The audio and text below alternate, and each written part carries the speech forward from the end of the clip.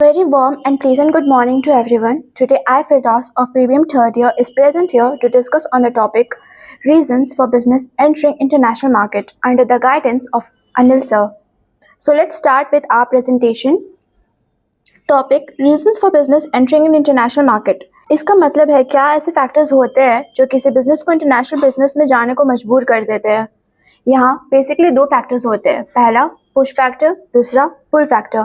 पुल factor ऐसे factors होते हैं जो बिजनेस को अपनी तरफ अट्रैक्ट करते हैं, जैसे कि ग्रोथ, इससे बिजनेस अट्रैक्ट हो जाते हैं और इंटरनेशनल मार्केट के टूवर्ड्स चले जाते हैं, वहाँ पे एंटर करते हैं। एंड दूसरा होता है पुश फैक्टर। ये ऐसे फैक्टर्स होते हैं जो बिजनेस को मजबूर कर देते हैं कि वो इंटरनेशनल मार्केट में एंटर करे, क्योंकि वो डोमेस्टिक मार्केट में सर्वाइव नहीं कर पाते हैं। तो ये दो मेजर फैक्टर्स होते हैं जिनके वजह से बिजनेस इंटरनेशनल मार्केट में एंटर करते हैं।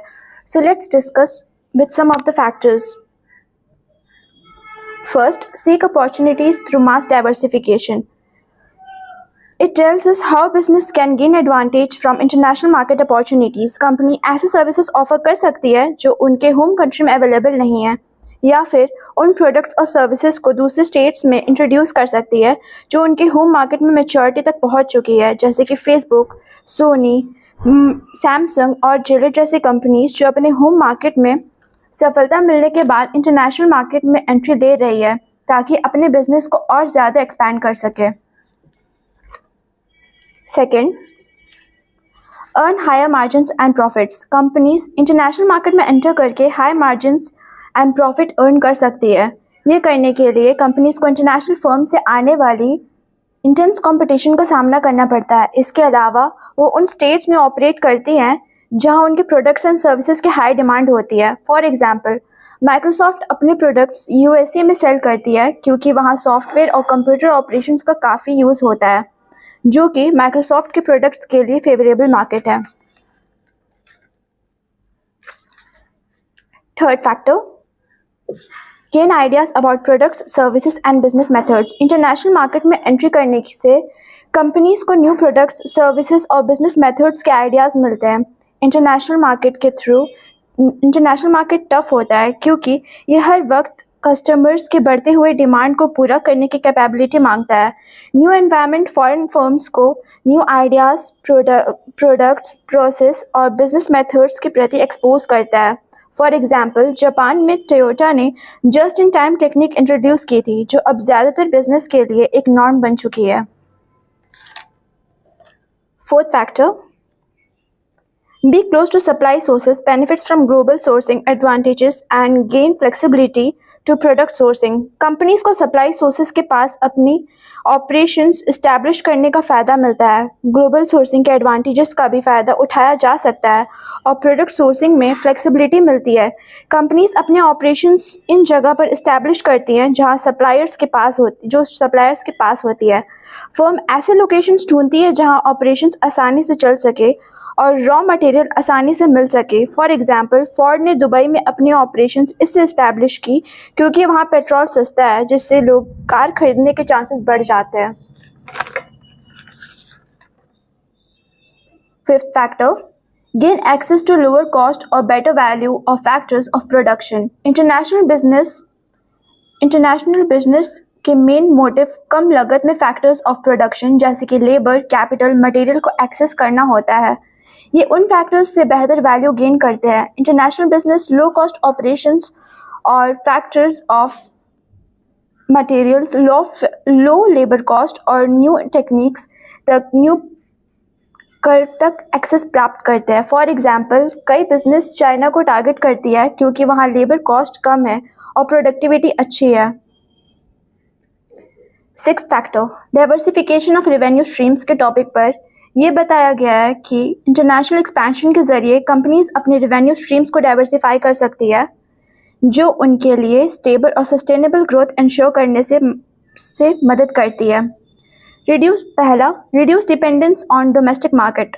सिर्फ एक मार्केट पर डिपेंडेंट रहने से business local economical fluctuations, industry downturns या मार्केट स्पेसिफिक रिस्क के लिए वल्नरेबल हो सकता है। इंटरनेशनल एक्सपेंशन करके कंपनीज अपने रेवेन्यू स्ट्रीम्स को डाइवर्सिफाई कर सकती है, जिससे उनका रिस्क कम होता है।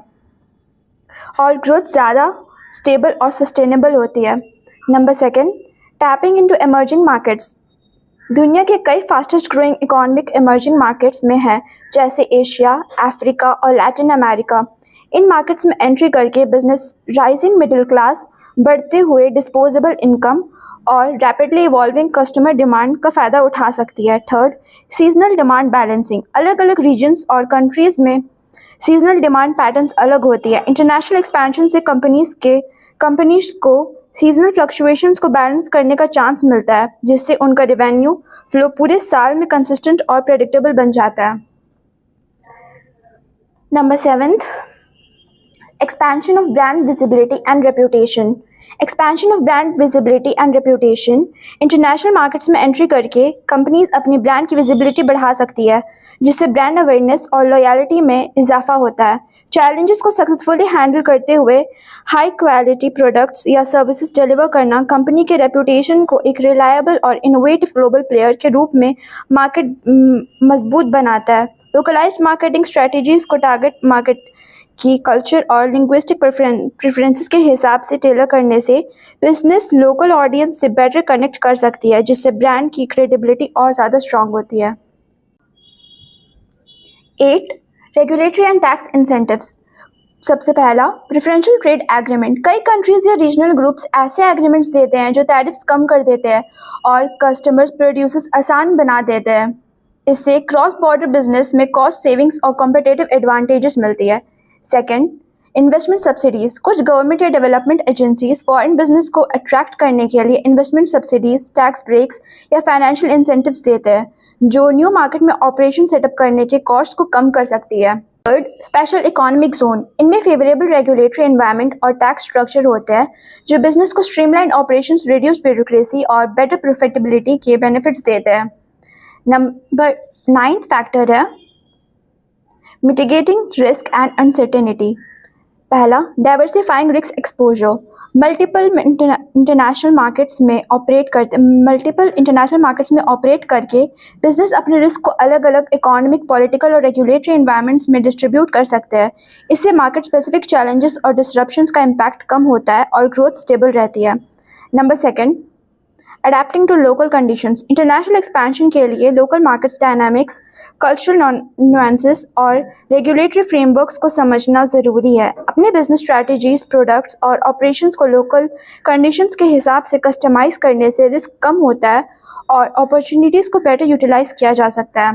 Number third, leveraging market intelligence. Through market research, industry trends को मॉनिटर करना और रेगुलेटरी चेंजेस के साथ अपडेटेड रहना ज़रूरी है। इससे बिजनेस पोटेंशियल रिस्क और चैलेंजेस को एंटिसिपेट कर सकती है और प्रोडक्टिविटी एड्रेस कर सकती है। Lastly, conclusion. इंटरनेशनल मार्केट में एंटर करके बिजनेस को diversified revenue streams, growth opportunities और ग्लोबल लेवल पर कॉम्पिटिटिव पोजीशन मिलती है। न्यू मार्केट्स को टैप करने से कंपनीज अपने होम कंट्री के इकोनॉमिक डाउनटर्न से रिलेटेड रिस्क कम कर सकती है, ग्लोबल टैलेंट का फ़ायदा उठा सकती है और न्यू कंज्यूमर बेसिस का बेनिफिट्स ले सकती है। इंटरनेशनल एक्सपेंशन से इनोवेशन और ऑपरेशनल एफिशिएंसी बढ़ती है, क्योंकि बिजनेस डाइवर्स मार्केट डिमांड्स और रेगुलेटरी एनवायरनमेंट्स के हिसाब से अडेप्ट करती है। अलग अलग कल्चर्स, लीगल कॉम्प्लेक्सिटीज़ को नेविगेट करना चैलेंजिंग हो सकता है, लेकिन मार्केट रीच, ब्रांड रिकॉग्निशन और लॉन्ग टर्म प्रॉफिटेबिलिटी के पोटेंशियल रिवॉर्ड्स इस स्ट्रैटेजी को कंपीलिंग बनाते हैं। Thank you.